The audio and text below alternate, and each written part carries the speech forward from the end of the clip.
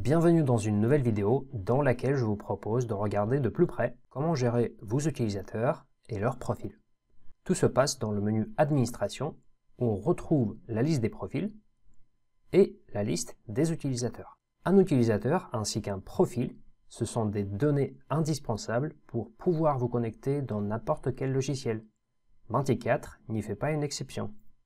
Commençons par la création d'un profil où nous allons devoir tout simplement lui donner un nom, comme par exemple demandeur, sous-traitant ou administrateur. Sélectionnez le type de la licence, standard, accès à tous les menus suivant les options cochées dans la licence, ou demandeur, accès juste à la liste des demandes d'intervention et à la réservation des biens. Et ensuite, choisir les droits d'accès aux différentes fonctionnalités de la GMAO Mentiquatre. Les droits sont classés par rubrique, achat, comptabilité, travaux, etc. C'est à vous de voir auxquelles fonctionnalités les utilisateurs ayant ce profil auront accès. Vous pouvez également sélectionner tous les droits en appuyant sur le bouton « Tous » ainsi que les désactiver en utilisant le bouton « Aucun ». En complément, c'est aussi sur les profils que vous pouvez ajouter les restrictions sur vos équipements, vos topologies, et les fiches techniques, ce qui, en conséquence, restreint l'accès aux bons de travaux et demandes d'intervention. Ces restrictions peuvent être en mode total, possible de modifier et supprimer les éléments, ou juste en mode lecture, où la consultation seule est possible. Les topologies s'affichant dans cette liste seront accessibles pour les utilisateurs ayant ce profil. On retrouve exactement la même chose du côté des fiches techniques. Nous allons enregistrer notre nouveau profil, qui apparaîtra bien dans la liste des profils. Petite astuce, au lieu de créer un nouveau profil qui va reprendre presque les mêmes droits d'accès et ou les restrictions qu'un profil existant, vous pouvez tout simplement recopier ce dernier. Il suffira de le renommer et le réadapter à vos besoins. Une fois que vos profils sont créés, nous passons sur la gestion des utilisateurs. Rien de compliqué de ce côté. Nom, prénom de l'utilisateur, qui ne sont pas obligatoires. L'identifiant est construit par défaut avec la première lettre du prénom plus le nom complet de l'utilisateur, mais reste modifiable si besoin. Mot de passe avec la confirmation.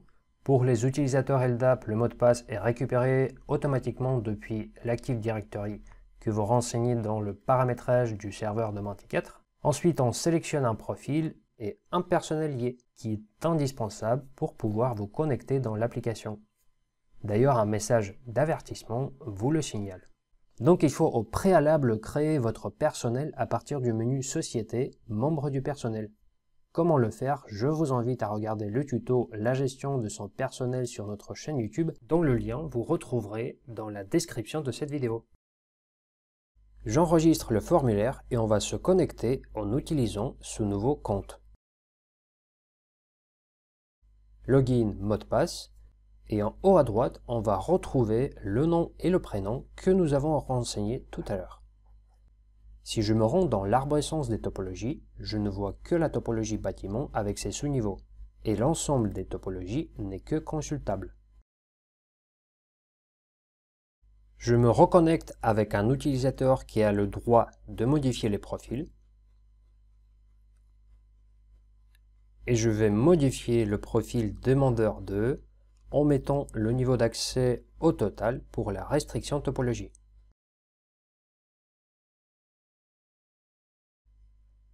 Je me connecte encore une fois avec notre nouveau utilisateur MaxBob.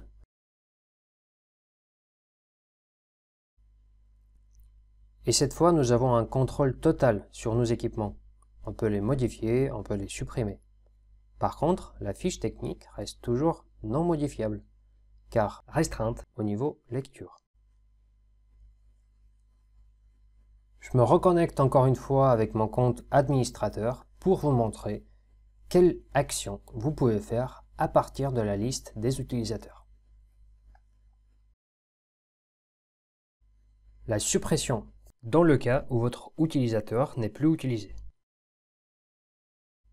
Mais je vous conseille plutôt d'utiliser l'option désactivation, qui vous permet de désactiver un utilisateur temporairement. Et une dernière, qui arrive dans le cas où l'utilisateur a verrouillé son compte en saisissant plusieurs fois de suite un mot de passe incorrect. Vous pouvez le déverrouiller. D'ailleurs, le nombre des tentatives est paramétrable dans la configuration de Menticat au serveur. C'est tout pour aujourd'hui. Si vous avez des remarques, des questions, des suggestions, nos consultants sont à votre écoute du lundi à vendredi de 8h30 à 17h30. Prenez soin de vous et de vos proches et à très bientôt.